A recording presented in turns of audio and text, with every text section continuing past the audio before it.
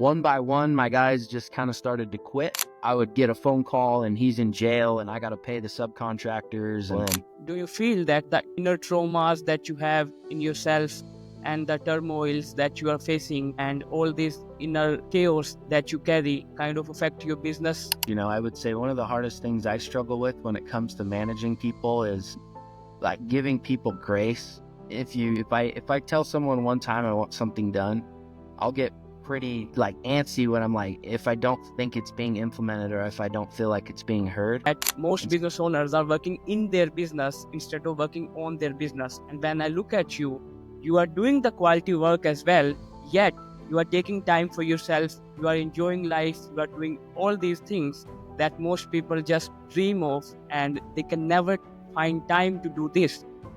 How did you create a company that allows you to do all of these things that you aspire?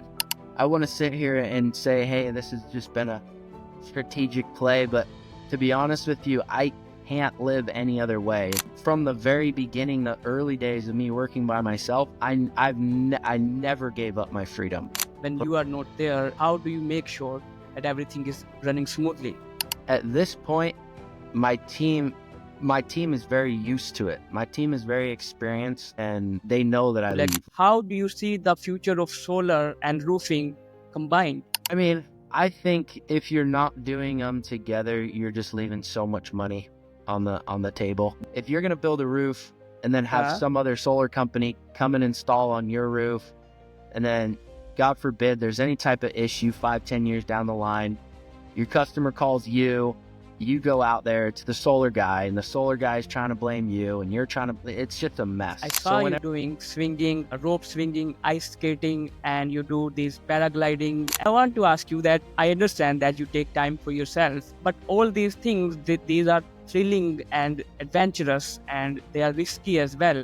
So what motivates you to do all of these things? If you're willing to jump out of a plane or run with the bulls and you go and you do that type of stuff, it's not so scary to step away from your business and maybe lose a little bit of money.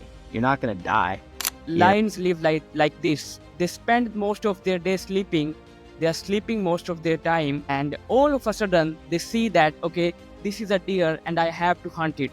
Now all their energies are there. They are laser focused on that prey and they will do anything to kill that. And you can compare it to a sheep who just stands around and nibbles all day long. They're eating all day. They're spending their whole entire day sitting there eating grass. Whereas, like you said, the lion, he's hanging out with his family. He's hanging out. He's chilling.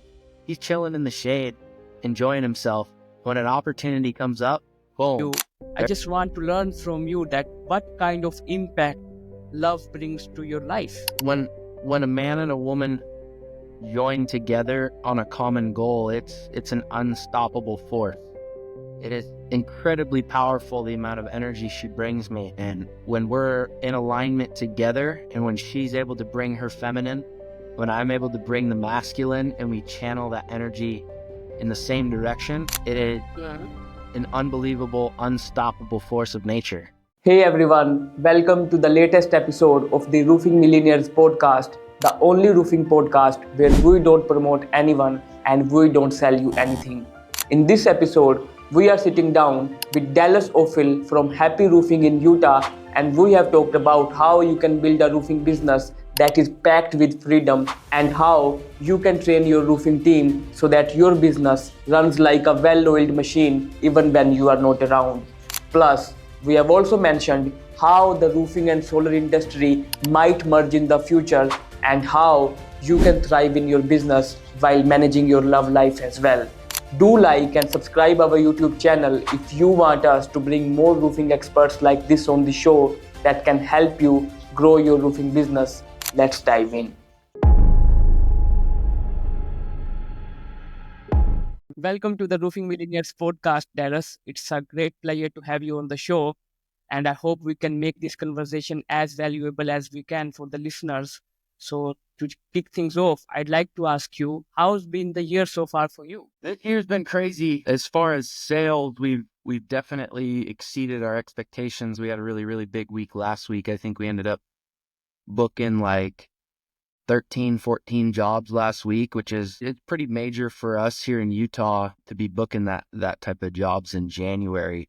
Usually January is super slow, but the weather's been good to us, and we just have a fire in us from last year that's just carried over the excitement to get back after it. We almost can't help ourselves. We're just getting new people out there, getting lead setters, and just getting after it, starting the season off early and starting off strong. So yeah, the first month of the year was really good. We got good weather breaks. We were able to build quite a bit, and had some really good sales so far. So I'd say we're off to a pretty good start.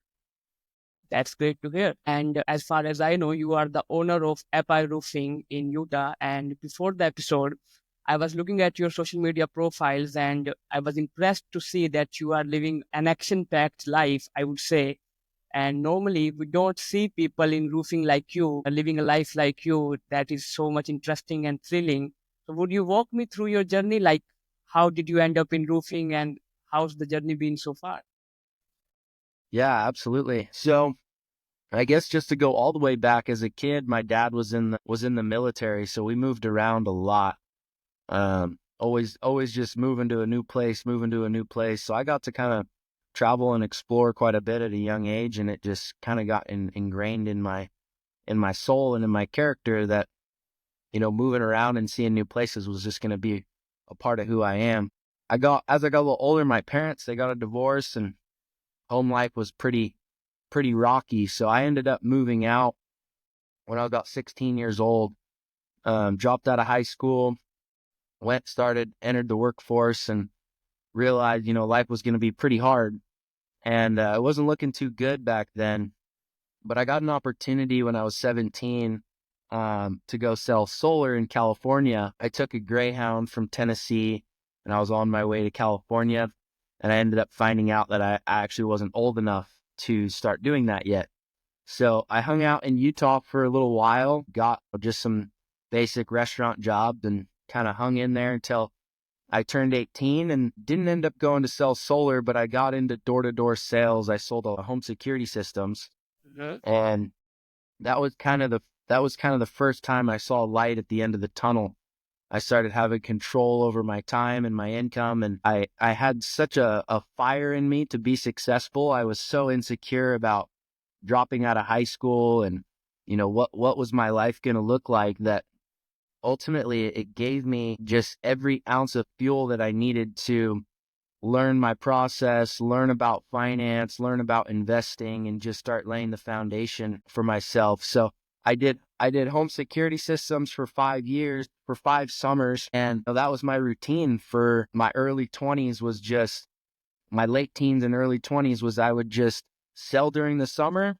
I would take all that money and I would just go travel and blow it back down to $0 basically. And then go back out and make some money the next summer. And, I was 5 years into it, and I'm like, man, it feels like I'm just kind of starting back on square one every year. And so then I was like, I am going to go out to California. I'm going to sell solar because I think I can make, some more money. And in the transition, my buddy hit me up and was like, dude, you should come check out this roofing stuff. Like, and I'm like, all right, I don't have anything else to do. Like, I'll go give it a shot. And I really didn't know this guy too well. I met him my first year doing sales. And so, but he seemed like a cool guy and seemed like he had something really, really interesting going on. So I went out and started selling roofs, and I actually had a little group of guys that were kind of my team that did sales with me, and I trained them and managed them and stuff. So they came with me, and that first week, I think we ended up booking like 50 roofs, and we ultimately basically ruined his company by selling too many jobs. He was just basically a one-man show. He didn't have the capacity to run the type of numbers that me and my team were selling. And so we really didn't get paid for basically any of those deals. Most of them, the vast majority of them, never got built, and he didn't really have the infrastructure for the company to be able to handle a team like what I had. And so one by one, my guys just kind of started to quit, and it transitioned from me wanting to take this opportunity to sell for him. Me being like, hey, dude, like, this isn't working out. And I ended up just working with him and learning how to do it all myself. And then after working with him for about 8 or 9 months, I just went off and started putting the pieces together myself. And for a while, I just ran solo. I would just do the door knocking, the closing, everything, coordinate the job, basically do everything That guy. besides the actual for myself at this point. Yeah. I basically did that for him. And then once I kind of realized, okay, I can do this all start to finish. Like I know how this is working, and like he's really not very organized, and there was a lot of mistakes I couldn't get him to, resolve. He was struggling with alcoholism and drug addiction. He would, I would get a phone call and he's in jail and I got to pay the subcontractors. And it was the craziest situation to be in that I found myself in working with this guy.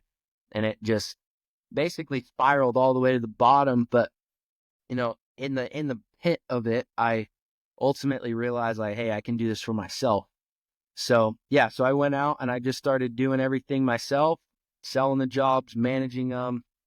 And, I got a little, ambitious, I guess you could say. And I'm like, okay, yeah, I got this thing figured out. So now I start hiring people. I start putting, and it was just too much for me. I was 23 at the time. I had like 7 or 8 people working for me, either doing sales or, other parts of business. And, it kind of came crashing down, to be honest with you. I couldn't handle, I just didn't have the capacity to handle that. So I went back to just being a one-man show. I actually bought a van, built it out.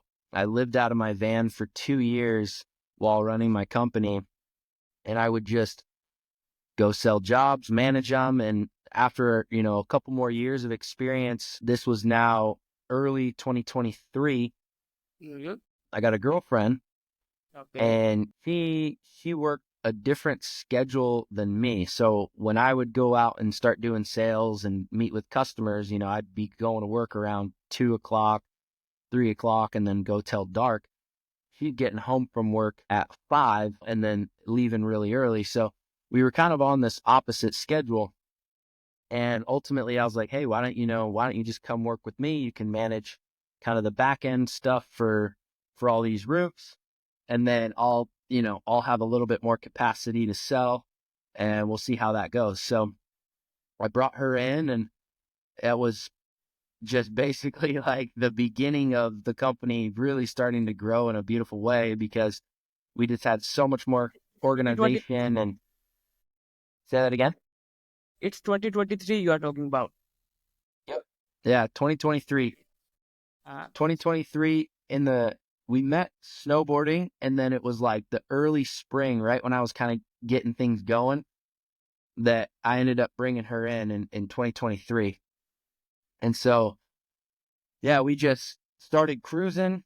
And then, she was only working maybe 15, 20 hours a week to manage all my jobs. It was like easy for her. She could stay all organized and do everything. And I was like, okay, so she's got capacity for more. So then I brought in my brother, and he starts doing sales, and he starts doing really well. And then we just kept growing the sales side, and then we grow the operations side, and we grow the sales side, and we grow the operations side. And, here we are 2 years later after I brought her in. She's still my number one. We call her the CPO of the Right. company. She's the Chief Princess Officer. That's her job title over here. And everyone loves her. She just helps train all the new people now. We're trying to kind of dial back the day-to-day obligations for her and just move her more into like a training type role. And that's kind of how everything developed on the business side. And that's kind of how we got here. Actually, it's good that you talked about her as well, because I had to discuss that later in the interview, because I read your Facebook post and it just mentioned the journey of how she came into your life and how everything changed. And It's a great source of power when you have love, or someone who loves you and someone who supports you in your life. So I agree with you on that, and Yeah. we'll bring that later on. You just said that you worked with that guy, and he was into drugs and he was into all these things. So why I started this podcast? It is the reason I don't want to talk about roofing. I don't want to talk about how to install a chimney. I don't want to talk about the ridge vents and how to do ventilators, because these are all the things that someone can learn and everything is there on the internet. But the roots of the business, or the things that make you a true or genuine businessman, they are missing everywhere and not so many people know that. So that's why I want to ask you that what did you learn out of that experience, and you decided that okay, I will never ever do these things in my business. Yeah, there was a couple things really. I mean, there's a saying that one of my good buddies just posted recently, and it hit home. It's so true. It was basic. It said, if you stay small enough long enough, you'll be big enough soon enough. And I think that was probably the biggest lesson, Can you say that because again? if you stay small enough long enough, you'll be big enough soon enough. And it's so true, because he made the same mistake that I kind of made initially, and I didn't even realize what he was doing until years later when I dialed my company back to just me again. Was, when you're learning the process, don't feel hold on one sec. Whoops. Let me get back here. When you're learning the process and you're putting everything together, if you rush the scaling part before you really know everything, then I think that's probably the biggest mistake that you could make. I think one of the best things you can do is just stay small, get your systems really dialed, get all your legal stuff, your tax stuff, get everything figured out on a really small scale, and create a really smooth system before you start growing and before you start adding all the pieces and complexity, because that stuff will come later on down the road. You can always scale, you can always, increase the size of your company. But where I saw him go wrong and where I saw me go wrong in the early days was trying to rush that instead of just settling in, getting used to things, being willing to kind of do a couple different parts of the business yourself. And I definitely think that can be overdone as well, where people will wait too long to start scaling and giving away parts of the business, and getting some of the responsibility off the shoulders for the day-to-day stuff. But that was where I went wrong in the beginning, and that was what I saw him do as well. Was just, you get it, you're excited, you're like, okay, cool, now I can go to the moon with this, and you don't realize how hard it is to manage people, and there's just certain hurdles that you just don't expect that'll come up, and if you do it too soon, it can definitely damage you. Luckily, we made it through that chapter, and we're here today, still standing. But it was hard, man, getting all these people involved, and people trust you, and they follow you, and you've got their livelihood in your hands. It's a lot of responsibility and takes a lot of mental capacity, and I think that shouldn't be underestimated, how much it takes out of you to start bringing people in. Do you feel that the inner traumas that you have in yourself and the turmoils that you are facing and all this inner, chaos that you carry kind of affect your business somewhere? Yeah, I would say there's definitely certain things that affect the business. I would say one of the hardest things I struggle with when it comes to managing people is like giving people grace. If I tell someone one time I want something done, I'll get pretty like antsy when I'm like, if I don't think it's being implemented or if I don't feel like it's being heard. And so that's kind of I think that stems, I don't know what that stems from, strict parents or whatever, they tell you once and you just do it. And so when I'm working with other people who don't quite have that, I've had to learn that it's okay if it takes people a little bit to kind of figure things out. They're not intentionally trying to be disrespectful or, not listen to what you're doing. It just sometimes takes people a few times to really implement a habit or a policy change that you might want to implement. And you are right about that, because you can't just have the A players in your team always. you need to have the B players and the C players as well, because I personally feel that it's like a puzzle and every piece has its own value in that. You can't just have all the A players and expect your team to win. You will definitely need the B players and all these people as well, because some way or the other, God has created them and they are part of this world, and everyone has carries their own value and they bring them. That's what I feel. And I even watched a clip about that on the internet the other day. It was maybe a show in which they had someone who wasn't that much aggressive in work or productive, but the owner of that company said that I will never let this person go away because he brings this energy to the team. If he is there, all these A players can work fine as well, just because he is there. Yeah. That's why I need him. Yeah. Yeah, I've definitely that's something that that's probably one of my more recent lessons is being more okay with some of the B players, because I'm the type of person, I want the A players. I want the people who are super savage. I want the people who just, I see myself in, who are just want to get after it. And when it's go time, when it's time to be on and when it's time to get stuff done, they're super, super serious.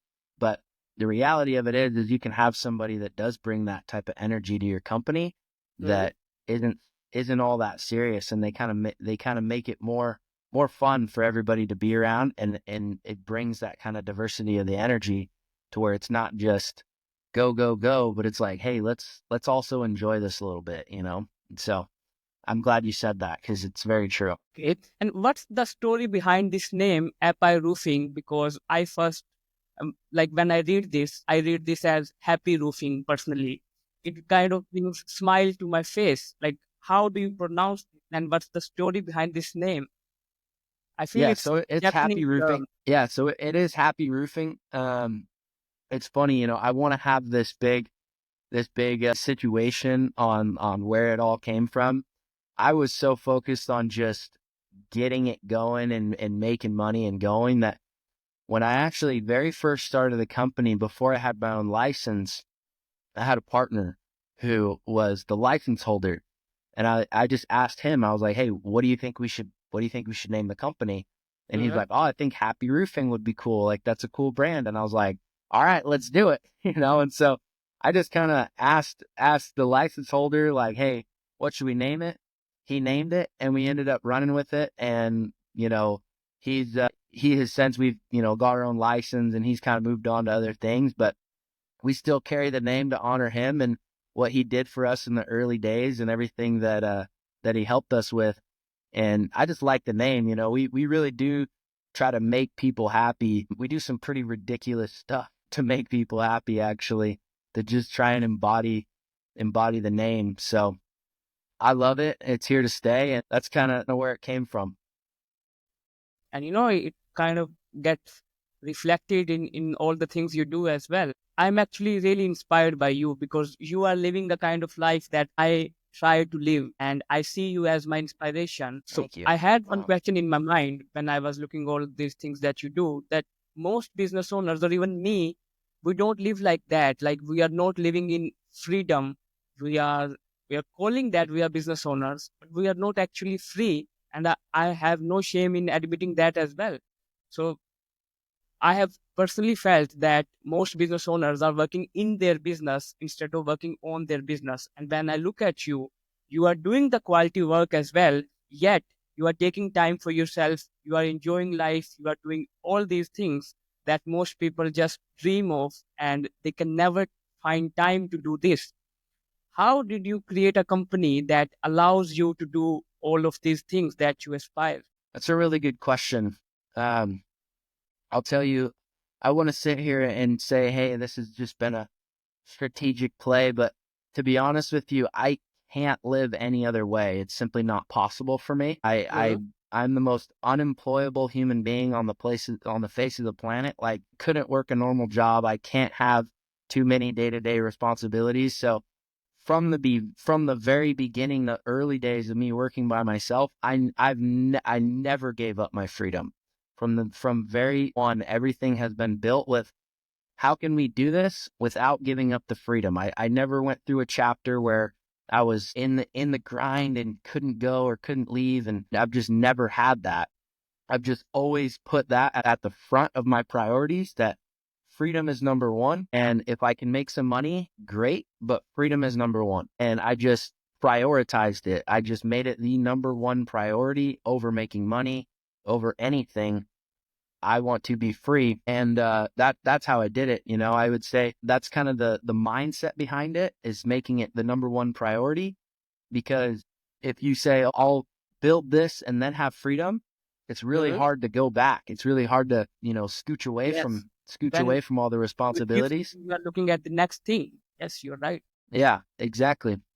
But if you just say, hey, freedom's number one, and that might mean I have to take a small step back. That was why I got rid of all my team, was because I started feeling the walls close in and everybody starts, saying stuff about me leaving, or that it starts to affect everything. I say, okay, these aren't the right people then, because that's just not what I'm going to do.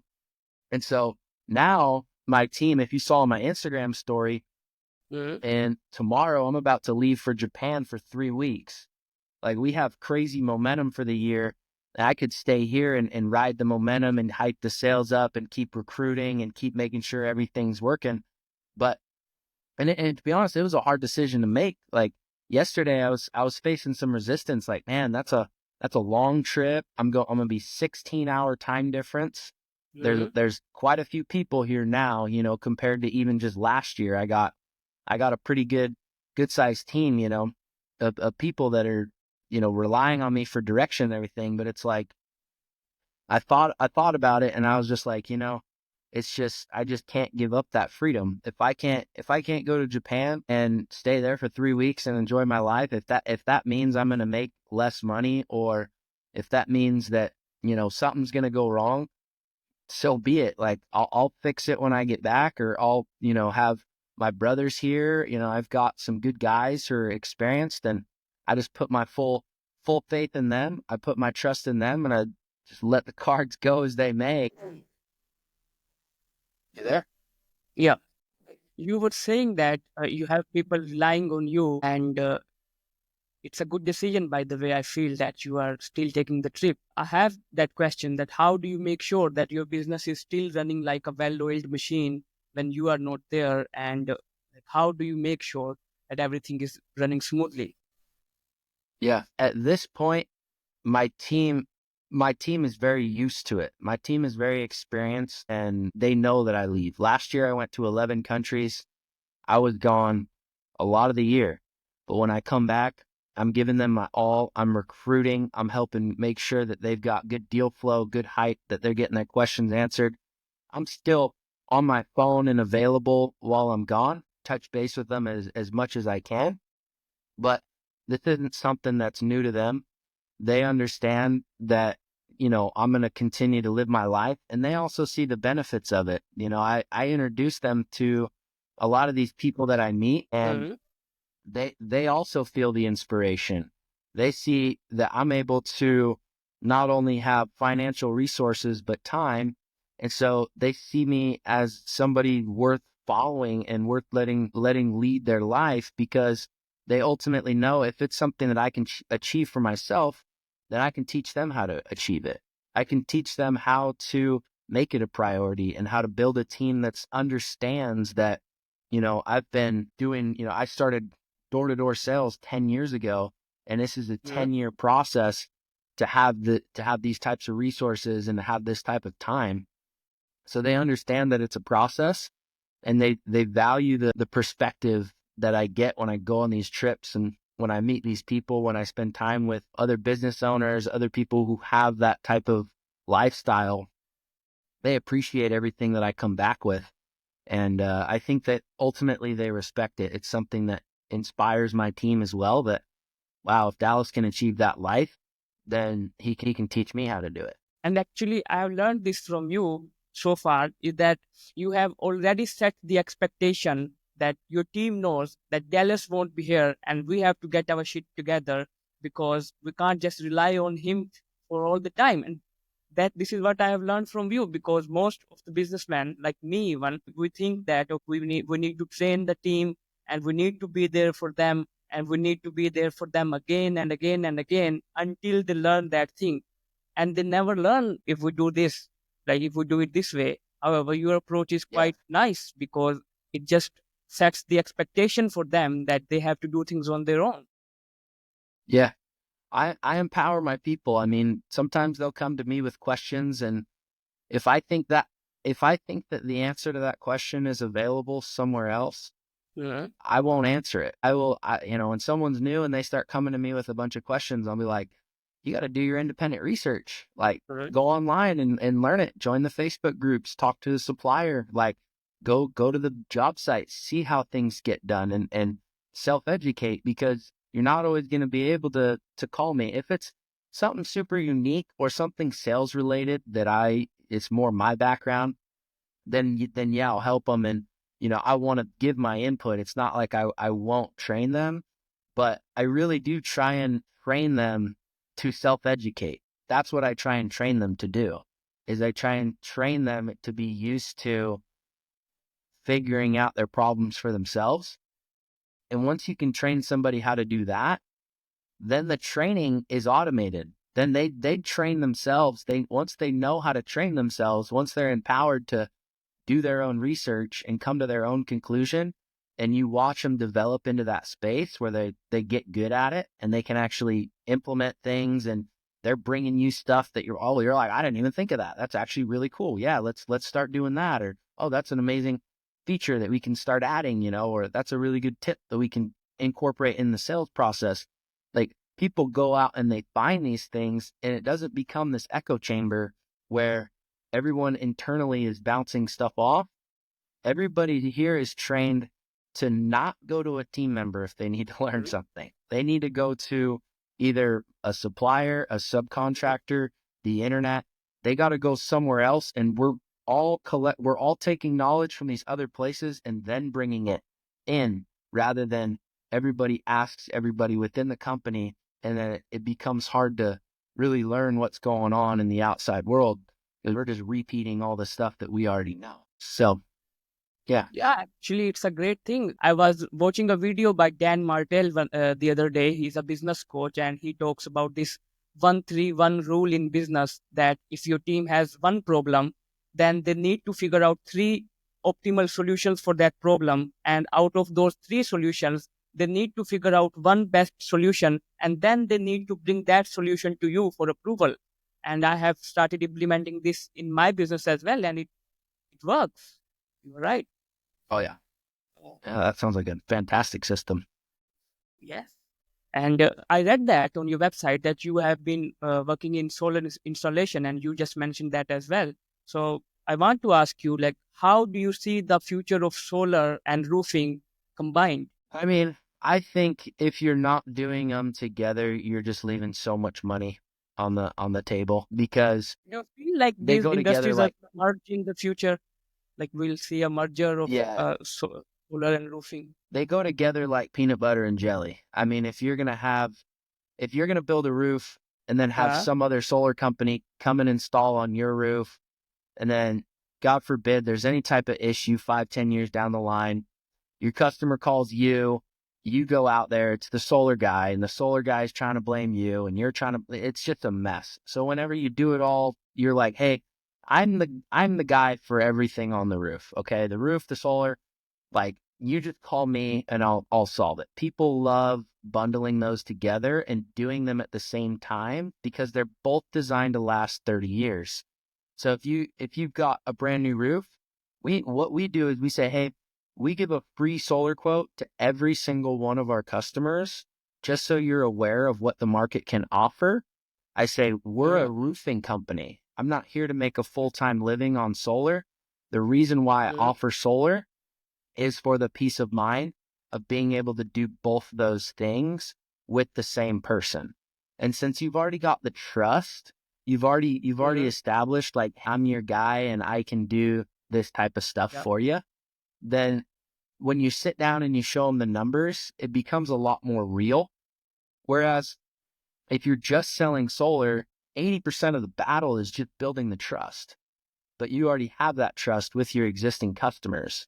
So if you're not offering solar to your customers, just tell them, hey, we give a free solar quote for every single one.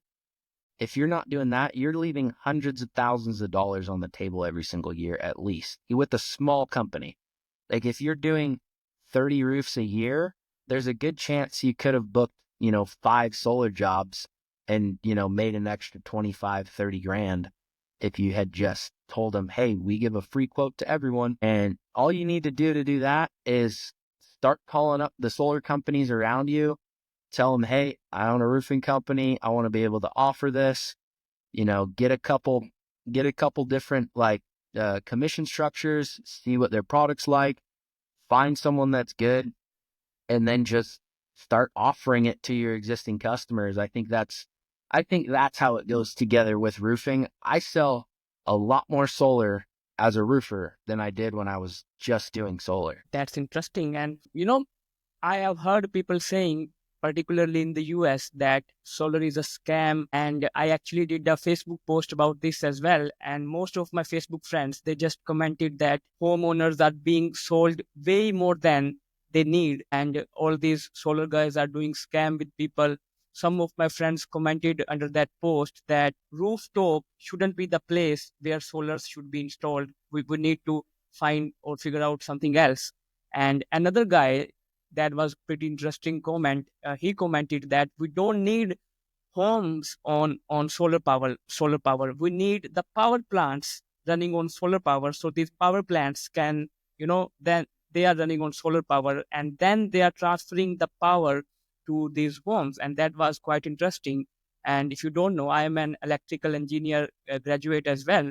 And I feel that solar is the future, even though I haven't majored in solar, but I know that solar is the future. But considering all these peoples and the concerns they have, raises concerns in me that why it is happening when we have such a great technology taking over the industry.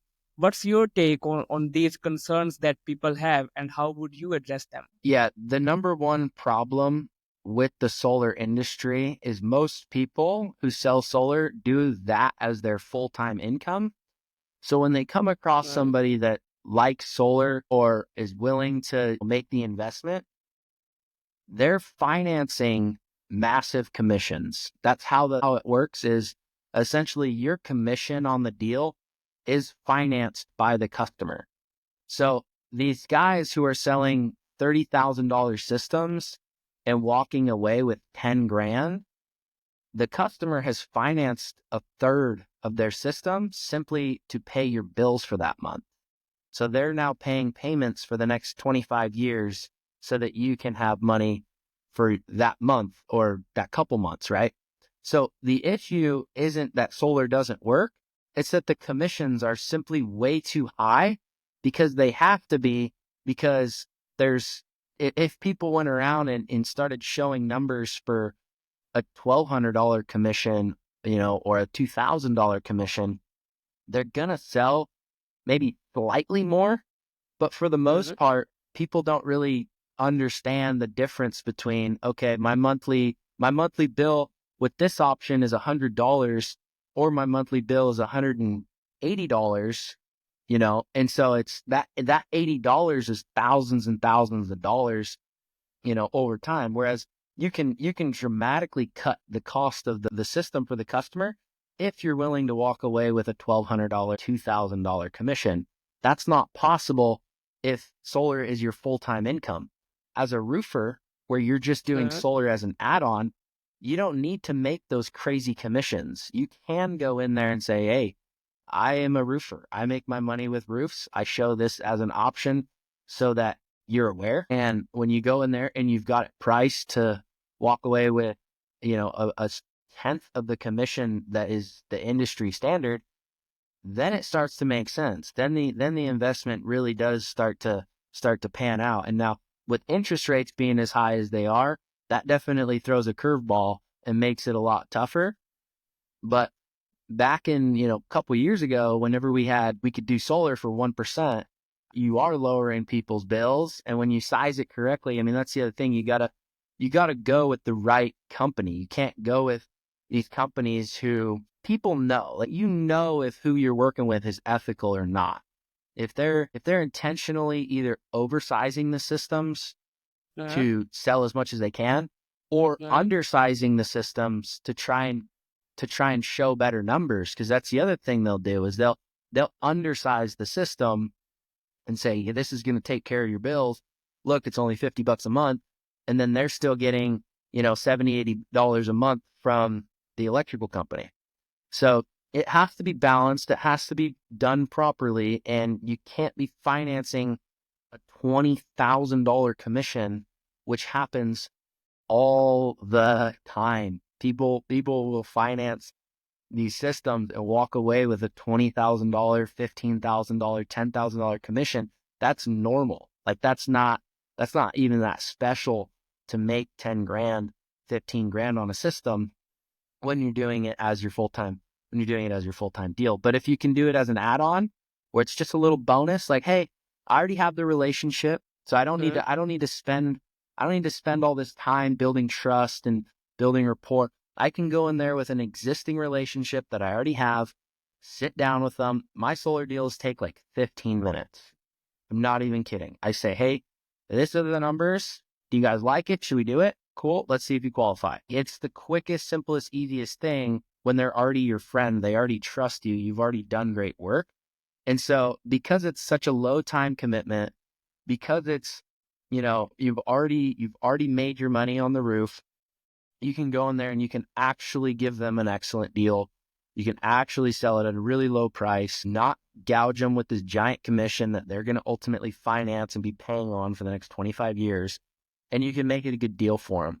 So I think that's probably the biggest issue with the industry is as a standalone product, man, these guys are just incentivized to, when they find someone that's excited about solar, the incentive to charge them an extra $70, $80, $90 a month to make those extra thousands of dollars. It's too hard to say no to that because they know they can sell them on an extra $80 a month, or $90 a month. They know they can convince them over the long term, and they don't want to take a $5,000 hit just to lower their bill, 70, $80. So I think that's the number one issue. I think it's all solar should be hybrid with a roofing company. I think if we could do more roofing companies doing solar and undercut a lot of the guys who just do the solar full time, then I think that's where the industry's going. I think if the whole industry was willing to make less on the solar, then people would not be, have such a bad taste in their mouth about it. But it's tough with door-to-door reps, and it's relatively unregulated on what you can charge and stuff like that. I mean, obviously there are limits, but they're pretty high, and it is what it is. I mean, people got to make their money and do their thing, but I think that stains the industry, and it makes people really not like solar because when they get they're looking at the numbers and they're like, this is way too high, and it probably is. It's probably a lot higher than what they could give you if they really wanted to. Yeah, that's insightful. And you just mentioned that the solar guys undersize or oversize your system. So if I am a homeowner and I don't know anything about solar, like, is there any process or anything that homeowners can use to figure out that if they are being oversized or if their guy is undersizing their system? I would say, obviously getting multiple bids. You can always email me. I'll send you what I think it should be. I think getting multiple opinions on it is probably the best thing that you can do. Solar's not one of those things you just want to kind of take the first bid on. You want to have some numbers to compare it to. That's probably the best thing you could do to protect yourself as a homeowner is really try and get a handful of people to come out and show you and teach you. And there are really good guys out there. There's some really good teams that I've worked with that are very ethical and honest about how they set up their system. So they do exist. You just gotta be careful and make sure you talk to a couple different people before you pull the trigger. Cool. Let's just come back to your adventures. I saw you doing swinging, rope swinging, ice skating, and you do this paragliding, and you have been even in that, like the Spain, they have this bull race. You have been part of that as well.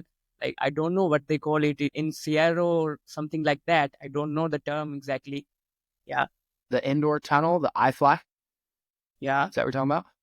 No, I'm talking Yeah, the about the indoor bull skydiving. race that participated in Spain, the bull race that Oh they yeah, have. running with the bulls. Yeah. Yeah, Yeah, that's a good time. I'm actually going back there this summer to run with them again. I only touched one bull last time. I got to touch all of them. okay, that's cool.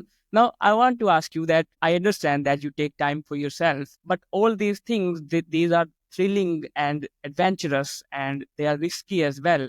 So, what motivates you to do all of these things? That's a good question, man. I like the adventure. I love to feel tolerance is pretty high, and I think that it transfers over in business too, because if you're if you're willing to jump out of a plane or run with the bulls and Mm, you go and you do that type of stuff, it's not so scary to step away from your business and maybe lose a little bit of money. You're not going to die, you know? So it's like it transfers over.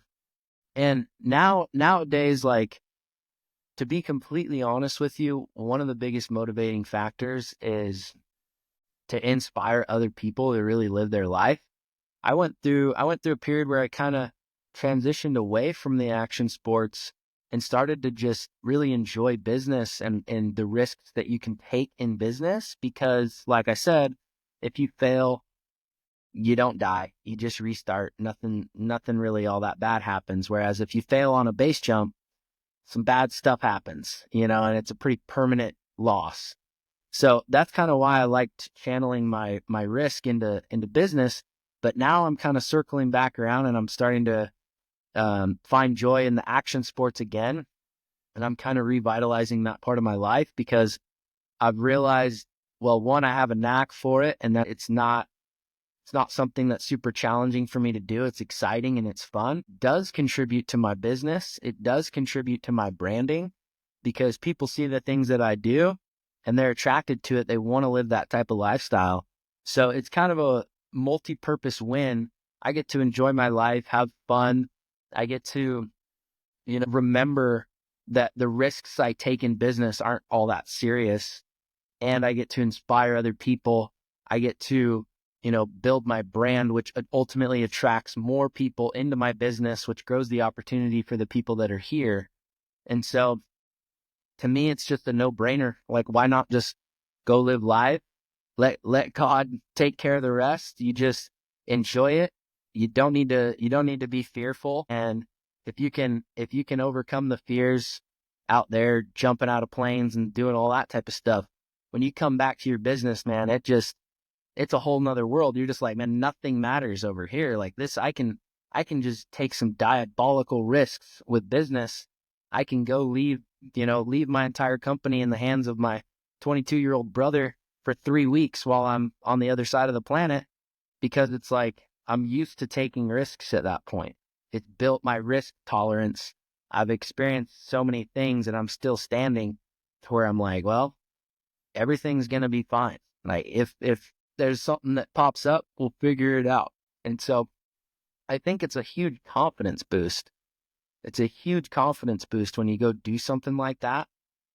Run with the bulls, jump off a bridge, something. It just totally boosts your confidence and it breathes a lot of stoke into your team too.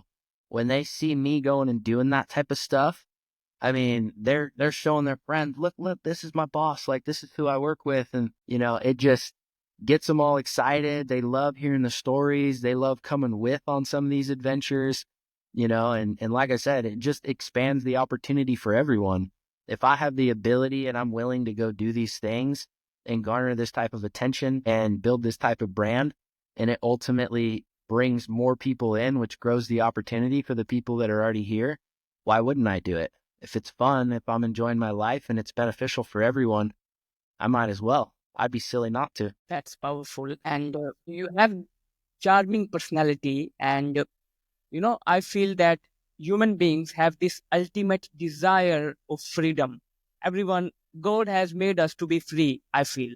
And we enslave ourselves, like even if we are doing 9 to 5, even if we are a business owner. I read a quote by Aristotle the other day, and he goes like, the life of a slave is punishment, work, and food. The life of a slave is punishment, work, and food. And I reflected back on our lives and I feel that this is what we are living. Like we are just working, We are punishing ourselves. We are constantly into this grind, and we just have food, and we are constantly just repeating the same cycle. And looking at you, I feel that we are really made for freedom. So how do you feel like, do you really think that this grind culture that is being promoted overall on the internet, is it really worth it? Not even close, bro. You can set yourself free a lot earlier than people think. I mean, what's the purpose of grinding? It's to ultimately be free, right? But you could die tomorrow. You could die a year from now. So you have to allocate time along the way to enjoying your life, because you can get right where you want to be. You can snap into that place right now. You could take the rest of the day off and go do whatever you want the rest of the day. And guess what? You're going to be fine. Everything's going to be fine. If someone has an issue, they'll call you. You can go instantly enjoy your life. It's a psychological cage it's been built into us from the time we were very little, that we mostly need to work. I disagree. I mostly need to play and enjoy life and be in my creative space and, have fun. And then when I go work, it's like a laser. It's super powerful and concentrated and condensed. And then I go right back to being free and creative and letting my spirit flow. And that's how I come up with certain ideas, or, I'm able to solve problems from a creative angle, because I'm able to decompress from it. I'm able to get away from it. I'm able to, see it from a different angle. And I'm able to work through stuff, I think, a lot faster. And I think I'm able to be a lot more productive by staying free, mostly enjoying my life, and then being super effective when I go do it. If you look at somebody that has a really fit body, they only work out once or, an hour or two a day. Like that's all you really need to have a fit business, in my opinion, is a couple hours a day, maybe, like maybe a few potent hours a day.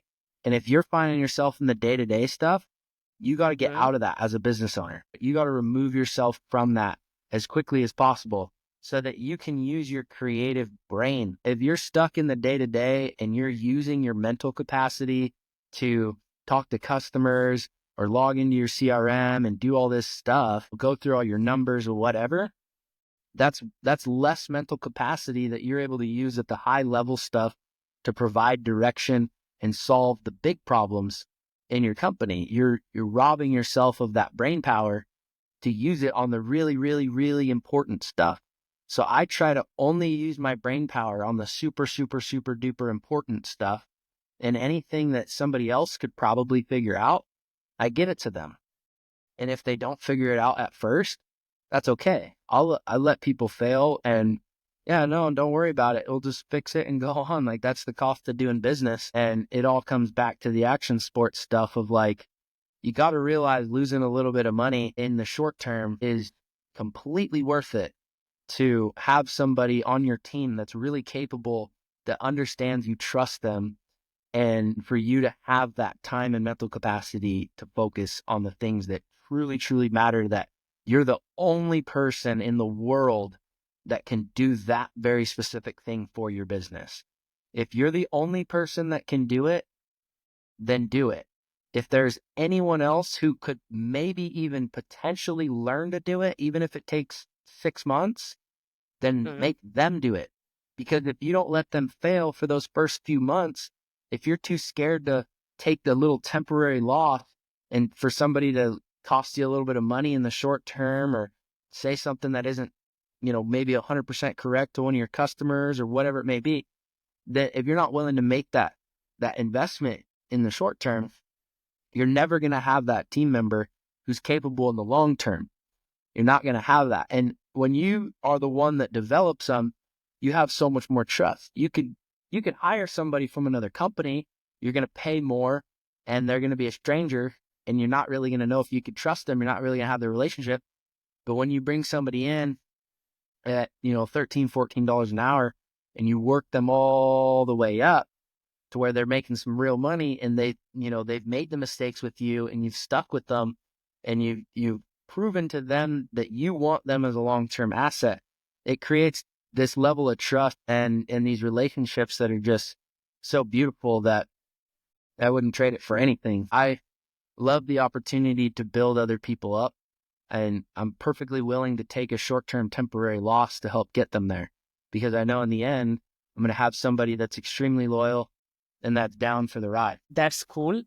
I was reading the other day that lions live like this. They spend most of their day sleeping. They are sleeping most of their time, and all of a sudden they see that, okay, this is a deer and I have to hunt it. Now all their energies are there. They are laser focused on that prey, and they will do anything to kill that. That's what I was reflecting on when you were saying all these things. That's how I feel you are living. And you can compare it to a sheep who just stands around and nibbles all day long. They just nibble, nibble, nibble, and they just eat their grass, and they just sit there, and they got what they need. There's not anything inherently wrong with it, but they're eating all day. They're spending their whole entire day sitting there eating grass. Whereas, like you said, yeah, the lion, he's hanging out with his family. He's hanging out. He's chilling.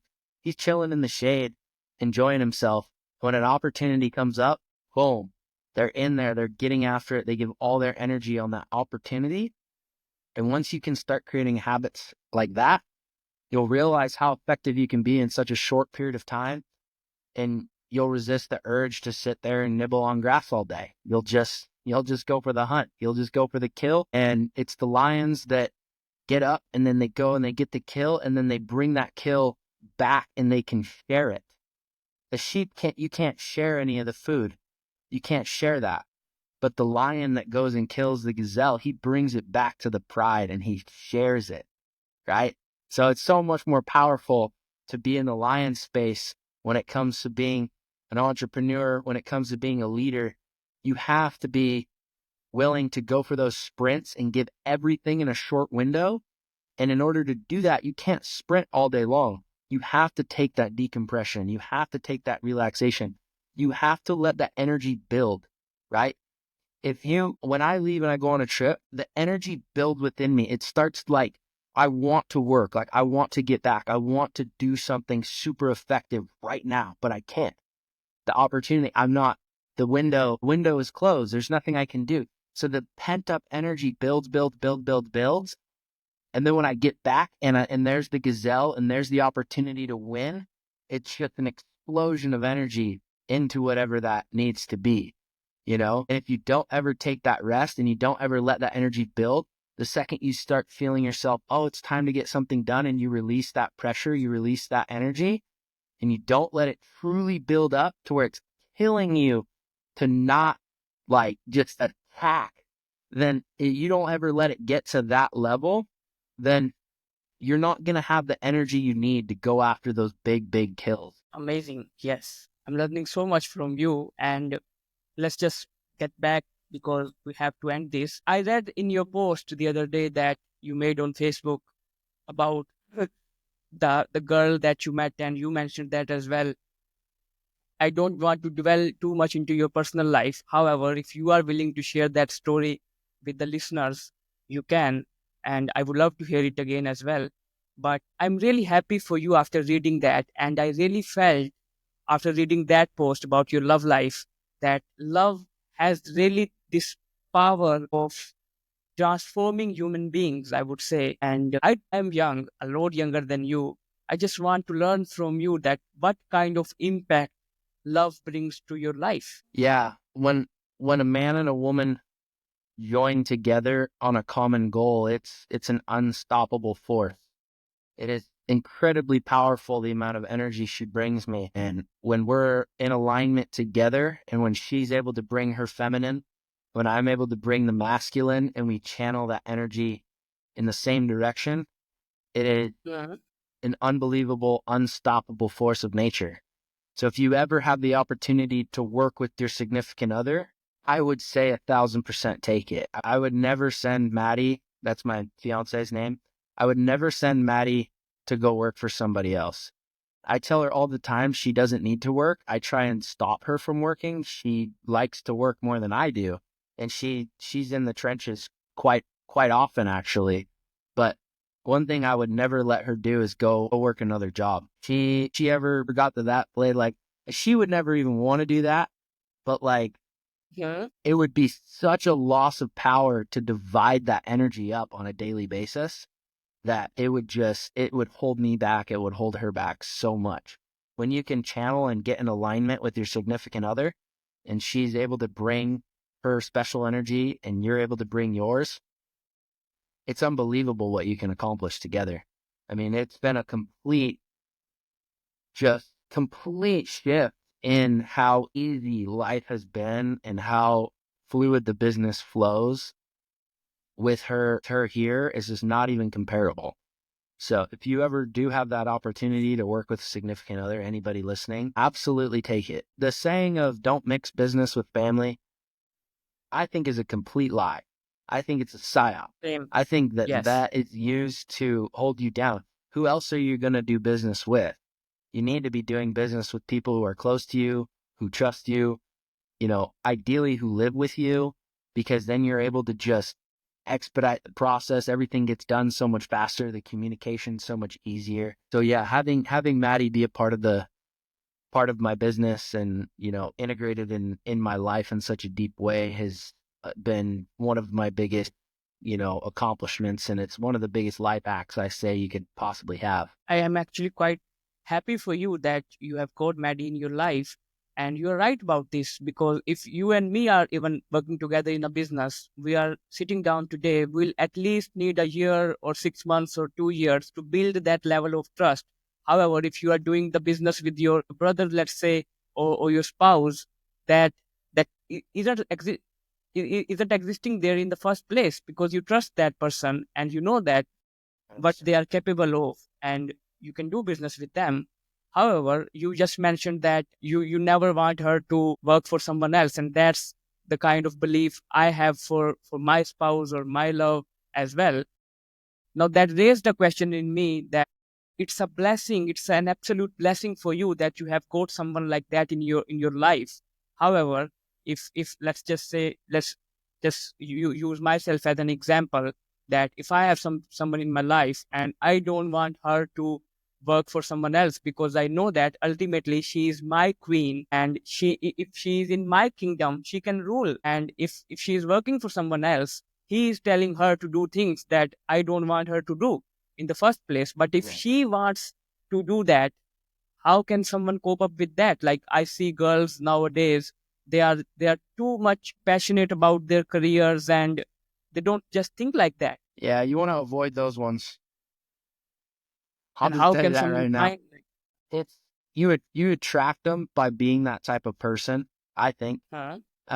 If your wife or significant other wants to go work for somebody else and she thinks she can create a better opportunity for herself than you can, then that I think you need to level yourself up.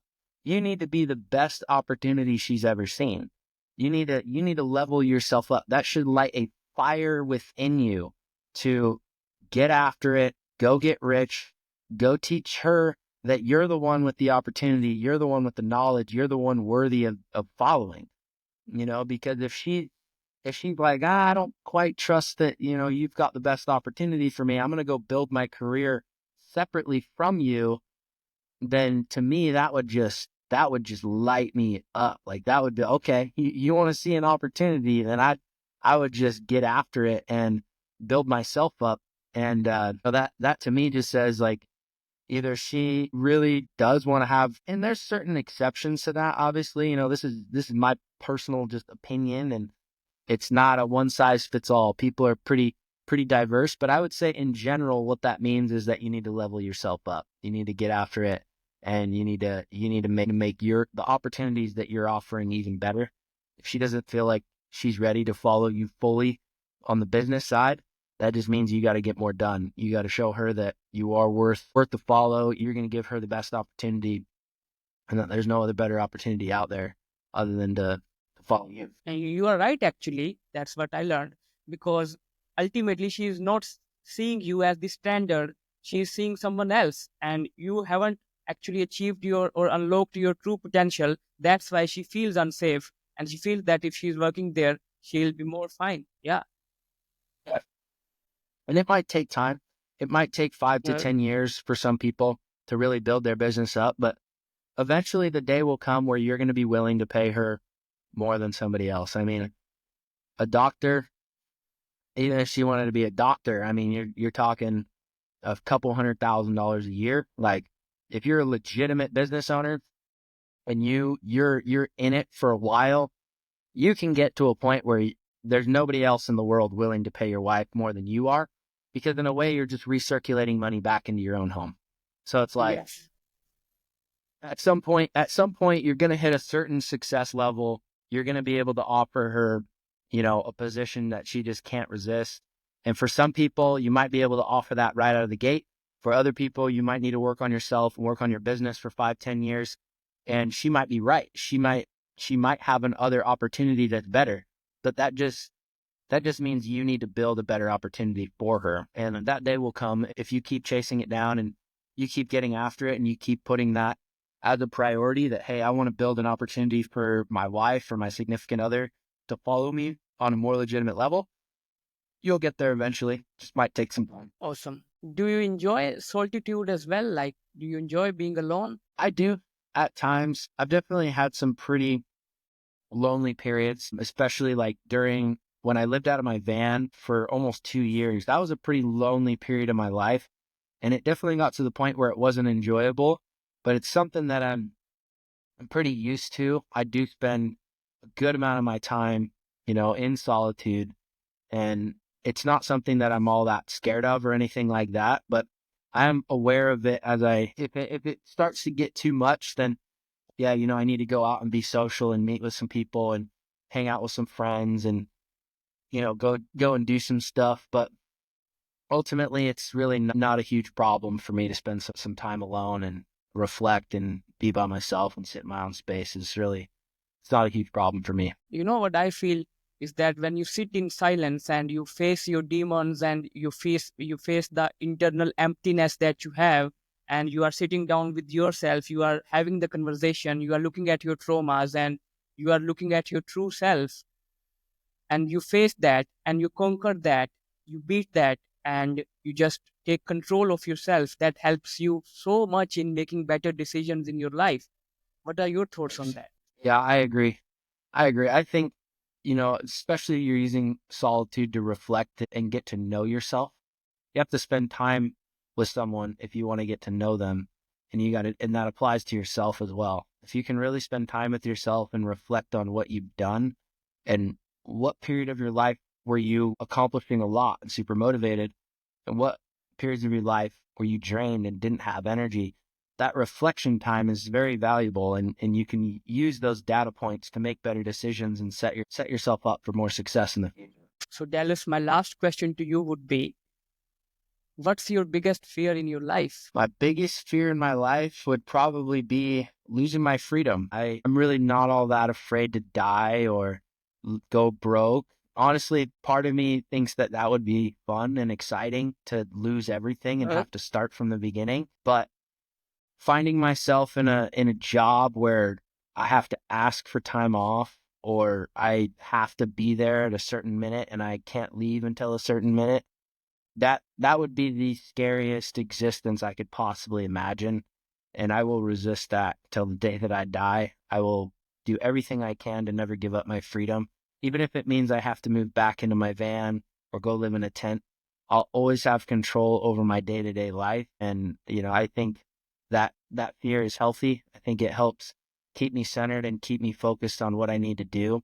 And it helps me resist the temptation to pursue money over freedom and, slip back into saying no to trips or, saying no to doing the stuff that I ultimately want to do simply because I can make more money, or even that the people around me can make more money. Cause that's part of it. It's like when I felt resistance to go to Japan, it really wasn't necessarily because it's going to affect my income. Like, I don't care about that. It's more like, I want the people who have chosen to follow me to also make as much as they can. I want them to sell as many deals as they can. I want them to have the best opportunity that they can. And, being able to compartmentalize that and say, hey, I have to stay free. I have to do my thing, and people will learn to self-motivate and achieve what they need to achieve, whether I'm here for, this month or whether I'm gone. People are gonna do what they're gonna do, and I can't, give up my freedom just so that somebody else can make a little bit more money or so that I can make a little bit more money. Amazing. Yeah, man. And I feel that you need this kind of push to achieve things, that if I don't do this, I will rather die. Like there is no other option for me to pursue this. Otherwise, I can't just work, because I will never ever compromise my freedom.